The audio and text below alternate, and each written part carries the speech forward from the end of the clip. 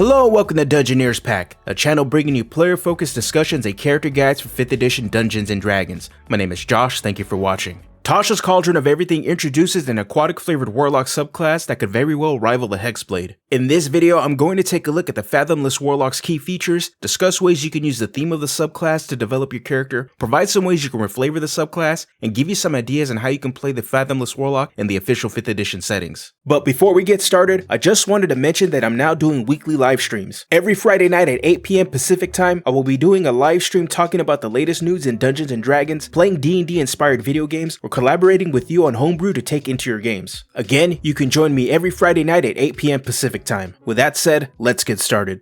The first key feature for the Fathomless Warlock introduces a set of flavorful spells that will allow the player to bring the ocean to the battlefield. Much of the spell list is made up of crowd control options for a variety of situations at all levels. Thunderwave, Gust of Wind, and Control Water are just a few spells on the list that help with manipulating the battlefield. For players wanting an offensive option and want to switch up from the usual Eldritch Blast spam, they will have access to Lightning Bolt, but it's the only offensive option on the list. What is interesting is that 2 spells on the list have restrictions as to how they can appear or be used to better suit the flavor of the subclass. The Fathomless Warlock can use a Summon Elemental spell, but is only capable of summoning a Water Elemental. They can also cast Bigby's Hand, but the spell's appearance changes from a giant hand to a large tentacle. Overall, the expanded spell list is heavy on the control options, which pairs nicely with the next feature. The next key feature is Tentacle of the Deeps. As a bonus action, we can create a 10-foot long tentacle within 60 feet of us that we can use to make melee spell attacks. Any target that is hit by the tentacle takes 1d8 cold damage and has its speed reduced by 10 feet until the start of our next turn. As long as our tentacle is active, we can use our bonus action to move it up to 30 feet and continue to make attacks with it. We can summon the tentacle a number of times equal to our proficiency bonus, and the ability recharges after a long rest.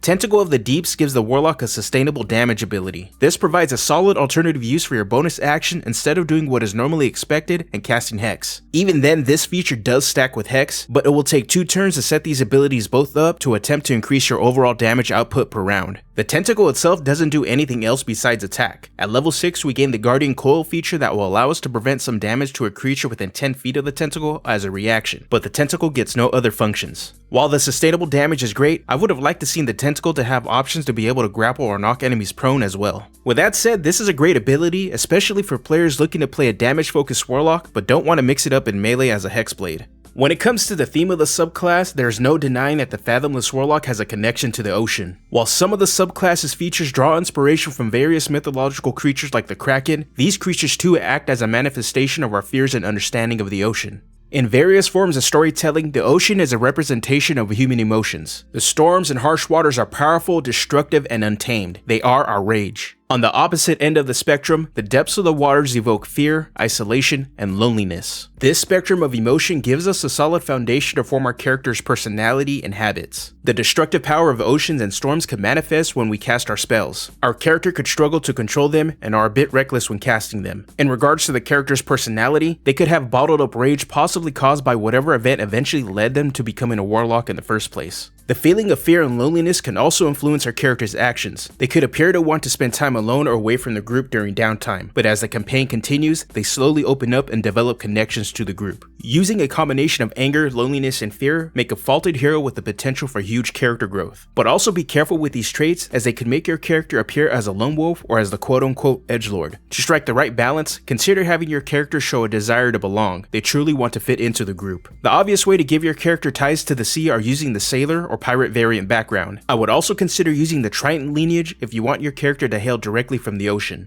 Reflavoring this subclass is tough due to the expanded spell list. It leaves no room for reinterpretation. Instead of trying to fit a square peg into a round hole, we must accept the class fantasy and aquatic theme and just slightly alter it. Alternatively, our patron can be the god of the sea or storms in place of an unknown entity in the ocean depths. We could be similar to a Tempest cleric. Our faith gives us magical might, but while clerics are powered by faith alone, the god has taken a special interest in us and has made us their champion. Consider using the acolyte background or the magic initiate feat choosing cleric to have a touch of the divine. Now let's take a look at how we can play the Fathomless Warlock in the official 5th edition settings. In Forgotten Realms, we could be a former pirate who was saved by a mysterious Kraken after their ship was destroyed in a storm. In Eberron, we could have been given power by the mysterious Carlassa, who has tasked us with freeing it from the Sahuagin.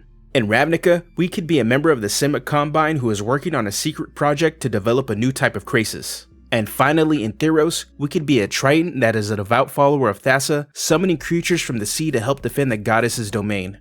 The Fathomless Warlock is one of the strongest Warlock subclasses next to the Hexblade, and might just be my favorite Warlock subclass mechanically. It provides players with useful and flavorful crowd control options while still allowing the player to get damage through. Tentacle of the Deeps positions this subclass as being damage focused, especially when used in conjunction with Eldritch Blast. There is a minor conflict when trying to use the Tentacle with the Hex spell, as they both use your bonus action to command, but the Tentacle does benefit from the spell if you're willing to take 2 turns to get this combo going. The only issue I have with this subclass is that I wish the Tentacle could do more than just make attacks. While the spells on the expanded spell list are where the subclass will have their crowd control abilities, it would have been nice to see the Tentacle capable of grappling or knocking creatures prone, or even have some out of combat utility similar to the Mage Hand spell. Even then, these issues are trivial and can be solved with options in the Warlock's toolkit. If you're looking for a Warlock subclass that isn't the Hexblade but can still bring the damage with an aquatic flavor, then the Fathomless Warlock is what you're looking for.